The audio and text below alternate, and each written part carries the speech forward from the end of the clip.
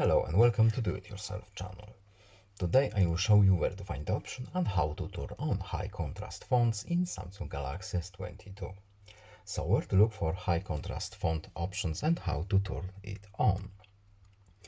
Right now, as you can see, our font is not very visible on our wallpaper. Let's change it a little bit. So settings, then we are looking for accessibility options here.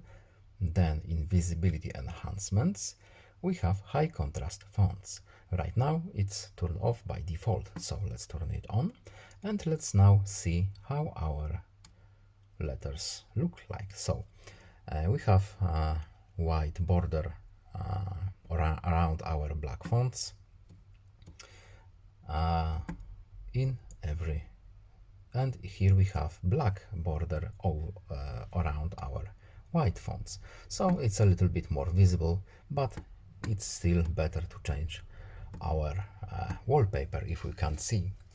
So I hope this video is helpful to you. Please leave a like and subscribe. Have a nice day and see you in the next video. Bye.